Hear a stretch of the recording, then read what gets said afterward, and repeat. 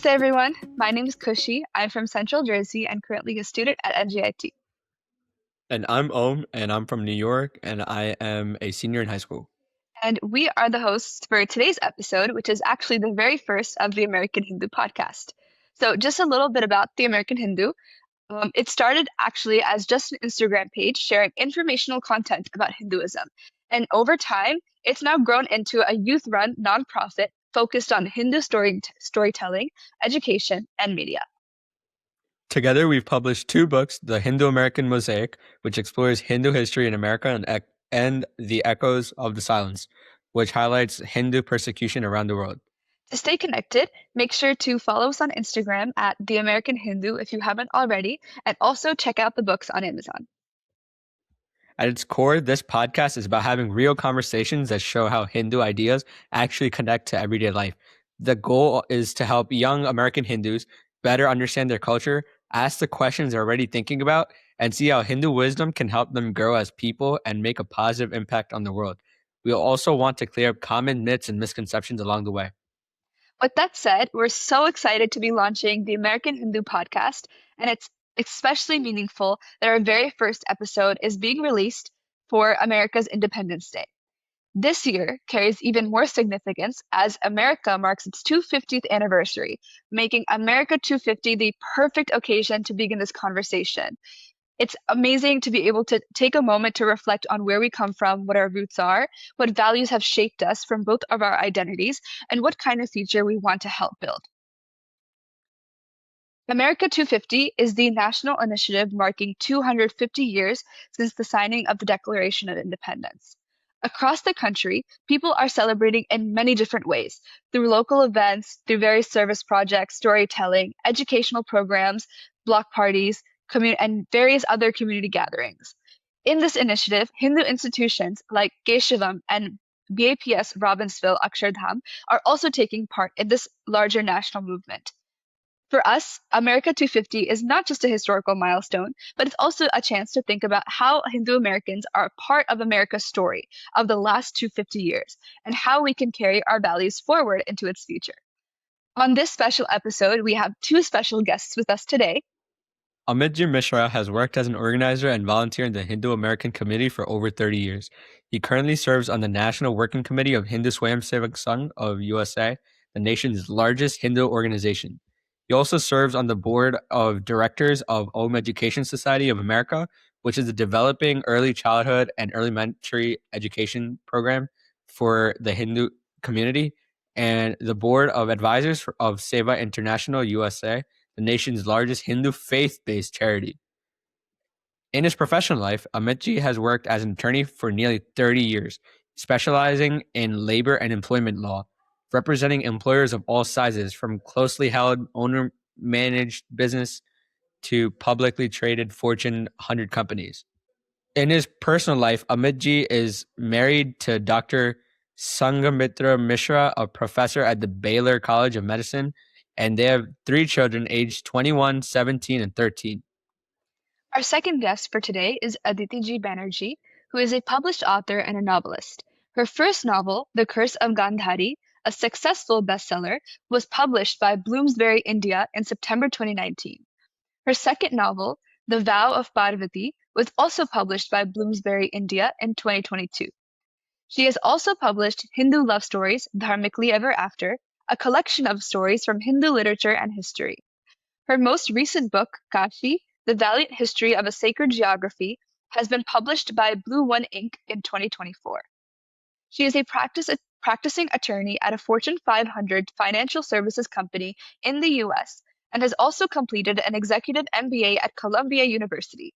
She earned a Juris Doctor from Yale Law School and received a BA in International Relations magna cum laude from Tufts University. She is a prolific writer and a speaker about Hinduism and the Hindu American experience.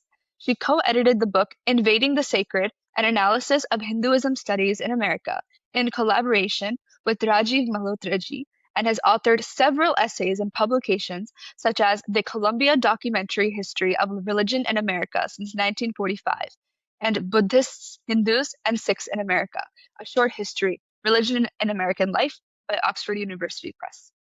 Her articles have also been published in Outlook India and many other publications. Namaste Aditi ji and Namaste Amit ji. It's great to have you on the podcast.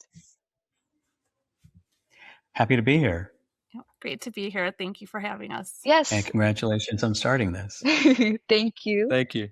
First of all, I wanted to thank you guys for joining. I understand it's like late at night and you guys are taking your time out to join. Okay, so to kick things off, I wanted to ask you guys, what was your experiences like growing up in America as someone from a Hindu background? And after that, when you hear America 250, what does that milestone mean to you personally? So growing up as a Hindu in America, I'm given my age, you can see the grays. I'm a child of the 70s and 80s. And growing up in a U.S. That was still overwhelmingly a white Christian country, and what we now call code switching. That's what we did naturally. We would go to school and mix in to the best we could. We Americanize the pronunciation of our names. We don't take Indian food to school for lunch. We don't really talk about being Hindu at all. It doesn't come up in school or anything like that. Other than the fact I was vegetarian, I don't think there was any aspect of my school life that hinted that I was Hindu. And I'm old enough and grew up in a rural enough area where I had classmates asking me what tribe I was when they learned I was Indian, because that's the only type of Indian they knew. So it was a very different type of place, and we just did our best to fit in. And I think you see the consequence of that. My peer group, so people who are in their 50s, who are second generation Indian Americans who are Hindu, we don't really participate in organized Hindu life in this country. And I think that's because we so successfully assimilated that we may not even feel that Hinduness in us anymore. Yeah. For me, it's been a journey. I would say in the beginning, I don't even know if I was conscious of being Hindu as such, but like later on, I came to label it as Hindu. But in the early part of my life, it was something almost like something that made me different, and was worried or anxious about being different. And so it was really things that were fed to me externally by others about my religion and traditions. I remember in high school, I did a book project for a world history class, and I was reading the Mahabharata, like a small abridged version of the Mahabharata. And then I read it. I went to the teacher, and the teacher was telling me, "Oh, I read 3 books about this, and you're wrong." And kind of very demeaning depictions of India and Hinduism.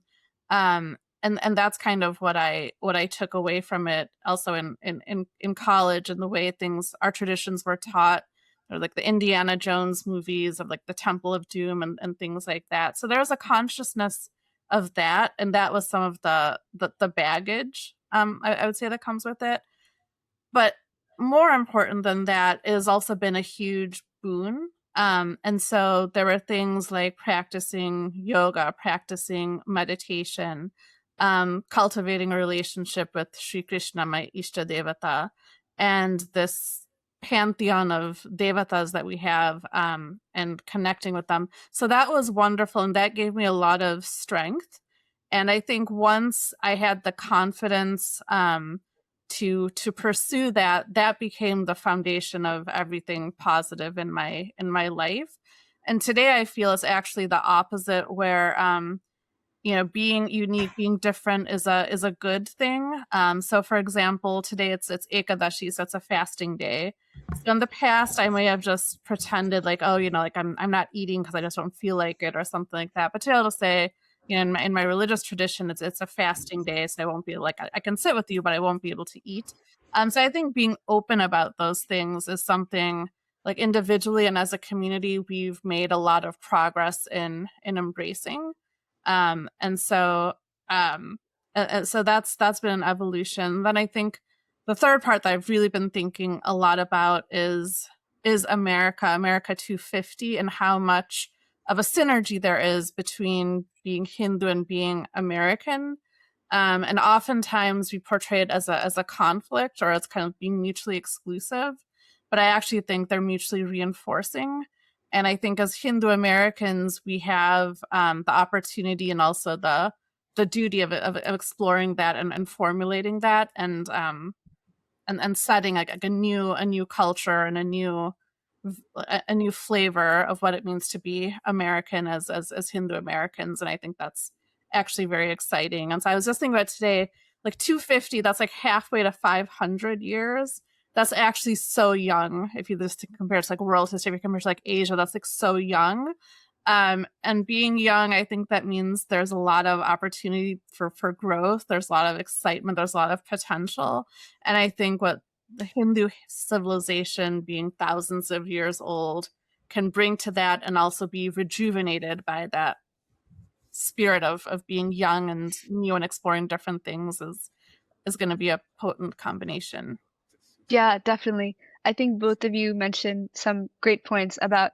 I think and I can also relate to some of those things, those experiences that are kind of, as we say, canon events as being a Hindu American growing up.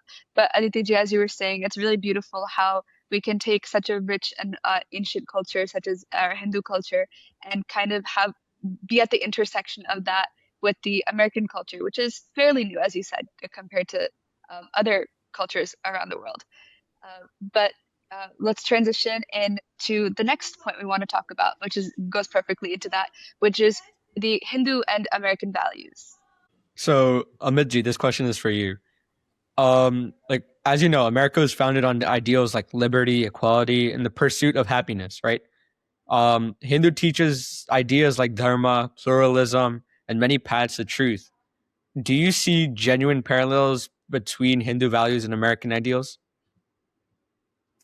And there's definitely overlap. I think there's an amount of individual freedom that is consistent with our tradition that obviously is the center point of the American concept of liberty. And from a Hindu perspective, traditionally, even if there were various restrictions in society, certain roles you might play or might not play, or expectations of your role in family and things of this nature, when it came to your adhyatmic or your spiritual practice, there was always full freedom. And as you mentioned, this idea of pluralism, that's a central concept of our tradition. You know, from the Rig Veda, we have the famous aphorism, Ekam Sat Vipra Bahuda Vadanti, right? The truth is one and the wise call it by various names. So religious pluralism has always been a central part of our tradition, and that pluralism is what allows the individual freedom in choosing, different spiritual paths. And so this focus on individual freedom in the spiritual realm, obviously, the United States concept, it kind of expands to everything: your economic role, your social role, and all of these things. And there's such a strong emphasis on the individual, and there doesn't seem to be, as we know, and this is not something unique to our community, kind of widely discussed in America, what's the countervailing sense of duty or obligation that people should have, but we don't really see it being emphasized as part of American culture. And that's something where you also mentioned dharma obviously being a central concept of our tradition, and that's the source of obligation that we have to others around us, whether it's family, whether it's community, whether it's the broader nation. And so we have a balance, I believe, coming from our tradition of your individual freedom, but also your sense of obligation and your duties to others around you. And I think that's something that meshes very well in America, even though American culture currently has this absence of a sense of duty. And I think we are struggling trying to find that. Yeah, definitely. Those are some really great points, as you were mentioning. I think one of the biggest things where, as you were saying, was the freedom of uh, expression also is one big thing that Americans value a lot, that maybe in other countries it's not as much of a privilege as it is for us. And again, that I think that aligns greatly with Hindu values of expressing freely. Like no one person practices Hindu dharma the same way the next person does. There's so many various ways to practice it based on what aligns with you. And I think that's one of the beauties of the American and Hindu values, the intersection of that. But I think in the past, even though we've had that liberty technically on paper, there have been times where didn't actually have that liberty. I think talking about our past as Hindu Americans, uh, even though we had some great points such as Swami Vivekananda giving his Chicago address, which really made Hindu Dharma something that was prominent and was actually recognized by Americans for the first time. And the year after is when the first temple was built and established in the United States. So starting from there until now, we've also faced things such as exclusion. Like, for example, there was a group called the Dot Busters in New Jersey that was specifically anti-Hindu hate practicing group, and other immigration laws also. There's a lot, but Aditi ji, a question for you. As someone who has thoroughly studied the history of various religions in the United States, including Hindu Dharma, why is it so important to remember our history? And what are some moments that you think American Hindus should surely remember? Can I actually go back to the earlier question? So I actually think there's no better place in the world to be Hindu than America. So when I was, like years ago, I used to kind of wish, I wish I'd been born in India, like I could have been more authentically Hindu and things like that. And then I've come to realize that's not necessarily true. And I think it's very easy growing up here to take for granted the not just the freedoms and the liberties we have, but also the ideals we have. So I've lived in England, for example. There's a difference between things being tolerated and things being accepted. So you'll see, like, I'm wearing a bindi, I'm wearing a Mangal Sutra. So I just came from DC, where I was at at a work conference. I don't have to think twice about wearing this, expressing myself as a Hindu. And you balance that against, like, as you said, there are the Dot Busters, like there's that part of it too. But on the whole, there is an ability and an encouragement to pursue one's interest, one's passions, one's swadharma, in a sense. And it's up to us how we define that. I think the freedom to do that and to be different in different ways is something we should never take for granted. And that is very consistent with Hindu values. So in ancient Hindu civilization, you had women who would become fierce warriors, women who were great queens, women who were fierce ascetics, women who were very learned and did many different things. And then that again comes from that swadharma and following one's own path. I also think, if you just think of life, liberty, and the pursuit of happiness, I think it captures it all very well. So life isn't just physical life, but it's also dignity. It's also having security, having rights, having equality and equity among different communities. Liberty we talked about, and the pursuit of happiness. So not that everyone's entitled to happiness, but that everyone is entitled to pursue their happiness. So in Hinduism, we have the Purushartha, so the 4 aims of life. And the Gita tells us we're entitled to our action, but not the fruit of action. So we're entitled to do things and to pursue things, but not necessarily receive a particular result. So those things, whether it's dharma, so artha, like, pursuing economic fulfillment and wealth, kama, like our desires, and moksha, all of it guided by dharma.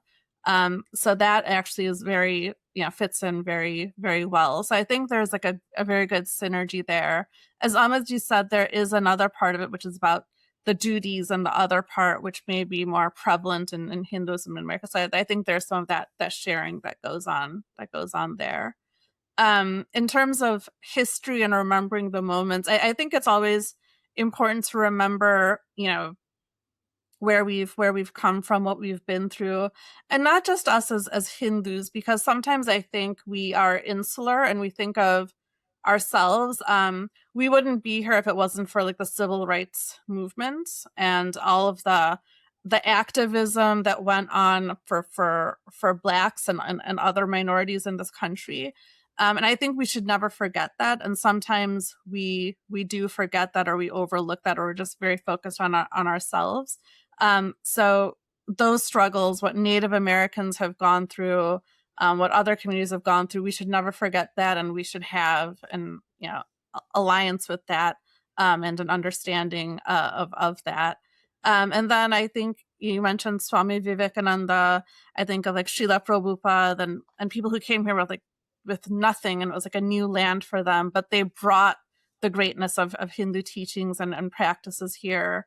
And then there have been people like Thoreau and Emerson and others who have been interested in India and Hinduism, who've gone like outward and exploring that. And so that history is integral to America and to our story as well. Yeah, definitely. Those are all really important points to remember that I think American Hindus do, as you were saying, forget in everyday lives. Again, we are often very focused on our own community. We tend to forget that it's not just our communities, it's other communities also that have made sacrifices and have gone through things that allow us to practice our privileges. And today, we'll go to what Hindu Americans can do today. So this is from Midji. When we talk about like Hindu Americans contributing to America today, what should that contribution look like beyond like professional success? Well, it can look in many different ways. I mean, one is we have built institutions that are engaged directly in providing services both within our community and to the general public. You mentioned in the introduction that I'm on the board of advisors of Seva International, and Seva has done many different service projects in different parts of the countries that don't involve the Hindu community at all, and successfully brought together Hindu volunteers, non-Hindu volunteers, other partners, and deliver services to, again, all kinds of communities, including many non-Hindus. So one is just the practical giving of service. I think two, from a unique aspect that we have as Hindus, and this goes back to the whole idea of religious pluralism. I don't think we realize as Hindus how unique that idea is. And in the spectrum of religious beliefs that we have here in the United States, and frankly, globally, we stand alone in that, because the other traditions are very much products of a thinking of religious exclusivism. And because they're not on the receiving end of it, they don't see how religious exclusivism really turns into a form of religious supremacism. And the religious pluralism that we bring from our tradition, that Swami Vivekananda in English would refer to as the universal religion, and in Sanskrit referred to as Vishwadharma. That's a very unique concept that we have, that you could actually, Swamiji, learning from his own guru, Ramakrishna Paramhansa, Ramakrishna ji could practice as a Christian and have visions where he's, basically in a samadhi state, even as a Christian. He could practice as a Muslim and also experience that. And the metaphysical framework, for lack of a better term, of our tradition can explain these other traditions. And those traditions obviously cannot explain us or even each other, because they're so exclusivist in their thinking. So I think as Hindu Americans, the next frontier of America's ever increasing landscape of freedom, right? If 250 years means anything, it's that. I mean, when I grew up in the 70s, we recognized the fact that America was obviously less than perfect in the past, but the founders had ideals that we were always striving toward, and we would eventually achieve those ideals. And I think in that ever increasing landscape of freedom, the next frontier is combating what we would call religious supremacism. And it's something that is not an overnight project. It's a very long-term effort to reach out to our fellow non-Hindus in this country and have them deeply examine their own traditions and recognize that religious exclusivism does turn into a religious supremacism. And whether it's conversion activities, whether it's anything of that nature, it's a form of violence. And it's something that we as Hindus obviously have a right to defend ourselves against. And we should proactively reach out to people and have them appreciate what religious supremacism and religious exclusivism are, and they should move away from it. one thing to bear in mind, the average American doesn't hold those views, even though their formal religious institutions do. There's this huge gulf between what the average American believes and what the official doctrines of his or her religion may be. And that's because these traditions are very dogmatic and they're very much top down. Someone is teaching what the right way is, even though in their own life experiences, they've decided something else is right. And so this is the next frontier in this ever increasing landscape of freedom that we have in America. And that is the duty of Hindu Americans to bring that to the fore and to eventually push through it. Yeah, definitely. I think those are all definitely really important to remember and take forward. And on that note, as you were saying, of 250 years, after looking back at the 250 years and looking at where we are today, I mean, you already started to touch upon that subject about the future where we can take America in its next chapter. This is a question for Aditiji, but Amitji, please feel free to add on. As America enters its next chapter, how can Hindu American youth use both parts of their identity, both Hindu and American, to become leaders and help build the future of this country? So I'll start with the Hindu side, and I think it's helpful to look at history there also. So some people may not be familiar, but if you go to Japan, there are deities of Saraswati and other Hindu and Indian devatas, but they have like a bit of a different form, a different persona in the Japanese tradition. But it was very common throughout history for Hindu ideas to travel outside India and find different expression in different cultures. So you find the Dhyana traditions went to China as Chan and then came to Japan as Zen. And then in Buddhism, of course, it went to Tibet and to China. But the Tantric traditions also came and went to Tibet. And then there was an ambassador to China who had said that India has culturally dominated China for over 1,000 years, just through the power of sharing its religious and philosophical traditions. If you look at Bali and Indonesia also. But in each of these cases, what happened is the ideas of Hinduism or Buddhism or Dharmic thought more generally and traditions went to these places, but they didn't take over these places. So to Amitji's point, it wasn't top down. It wasn't like a violent conversion. It naturally integrated with the local traditions and became something new there. And I think what we haven't done to date in America is really think about American Hinduism and how it'll be different. Because if you just bring what was there in India and plant it here and just try to preserve that, it won't work. There has to be an adaptation and an integration with American. I think we haven't really taken that seriously or thought about it. And a lot of times we operate out of nostalgia and thinking, oh, my parents did this in India, or this was our past in India, and wanting to hold on to that versus here's our future, here's the world our children are going to grow up in. What should a temple be in America? And maybe it's very different from what it was in India. And really thinking about those things. I think we've shied away from doing that. So that I think is something we need to do. On the American side, I think another thing we have to realize is in America, you have to advocate for yourself. So no one gives you anything. No one gives you respect or anything like that. Those are things you ask for and you earn it and you command it in a sense. So being advocates, being proactive, not shying, not feeling like we just have to conform and assimilate. But now actually we have to carve out a place for ourselves. We have to be at the table. And feeling confident to do that and understanding that it is our duty to do that. That's something we need to bring.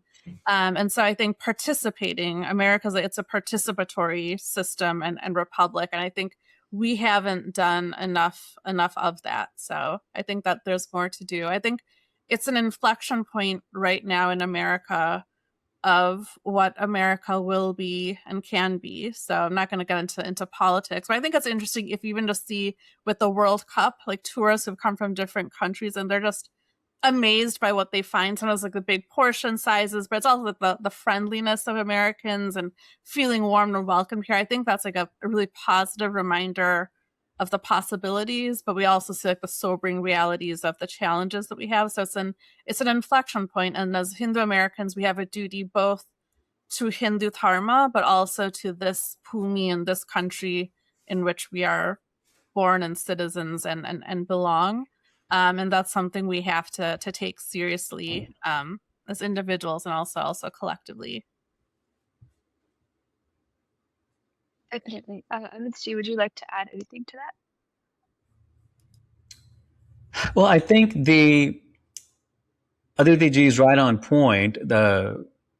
We have yet to really Americanize what we're doing as far as Hindus of Indian origin that live in this country. But in defining ourselves as Hindus of Indian origin, we're omitting the significant numbers of Hindus who are not of Indian origin and live in this country. And I don't just mean Hindus who are of Indian origin, but coming from the Caribbean or coming from East Africa or coming from other parts of the world. Sri Lankan Hindu community or Nepali Hindu community or Bangladeshi Hindu community, those all exist in this country, in addition to Guyanese or Trinidadian Hindus or Fijian Hindus or Kenyan Hindus, on and on. The Indian diaspora is quite large, and obviously Hindus comprise a significant part of that, and some number of those have migrated to the U.S. But there's a huge number of Americans who are Hindu that have no ethnic connection to the Indian subcontinent at all. And our relationship with them is very tenuous. I mean, it doesn't really exist. It's a parallel world, whether it's the so-called yoga community or the kirtan community or the transcendental meditation community. Aditi Ji previously mentioned Swami Prabhupada, and before him there was Maharishi Mahesh Yogi and Paramhansa Yogananda, and so we've had this steady stream of Hindu teachers who've come to the United States, and so Hindu thought is very pervasive in America, irrespective of our presence.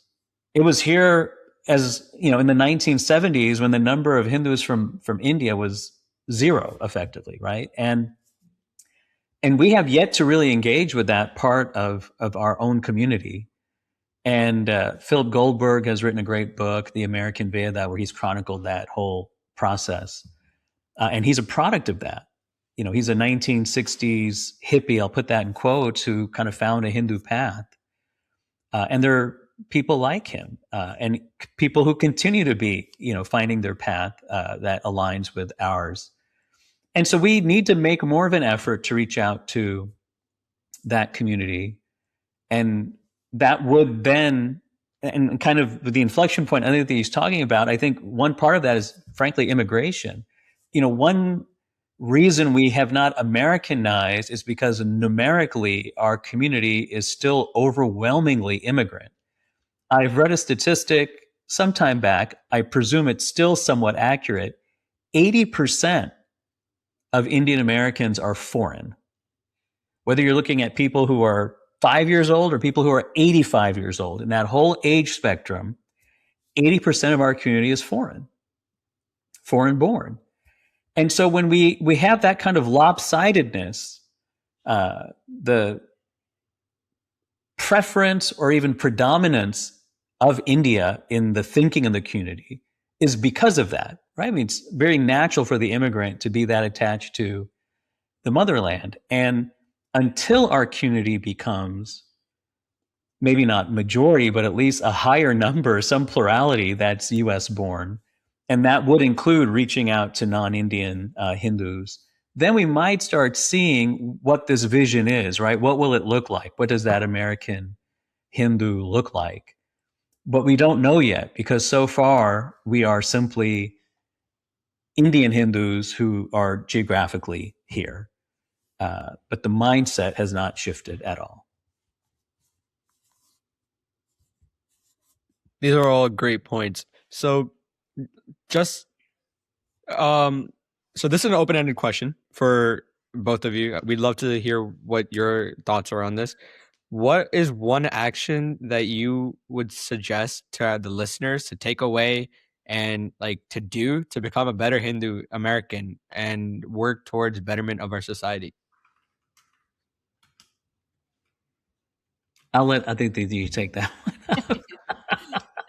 But I'll say, it's interesting. In recent weeks, we had like the IPO of SpaceX, which was like incredibly successful. And I think one of the reasons it was so successful is that it tapped into something very American, which is the idea of exploration, like, going to the moon, other things, being innovative, being like pioneers and things. And I think it's that spirit, which I'd say it's the American spirit. I think it's also the Hindu spirit. The Hindu spirit has been to go to the Himalayas and delve into the mysteries of the nature of existence, the nature of the self. And what I would call upon is for each of us to tap into that spirit of exploration, like really explore American history, like the history of Indians and Hindus in America, but also as broader American history, like understand like the moment that we're in the context of world history, and then explore the Hindu traditions, through text, through practice, through temples, through community. As Amitji said, like reaching out to the non-Indian Hindu communities, which oftentimes we just marginalize them, and it's just not right. And so to explore those roots and the heritage that we're lucky and blessed enough to have been born into, and once you explore that, bringing that to others and sharing it with others. So that would be my call. Yeah, I think that's definitely very important, as you basically mentioned, to make sure to tap into and understand our roots from both our identities, both our sides, whether it's both our Hindu and American history, both, and the intersection of that also. And there's some great sources online to look at that. I'm definitely also looking at I think text is very important. Our Upanishads, our Vedas, is also important to look back on that. On that note, we'll wrap things up for today.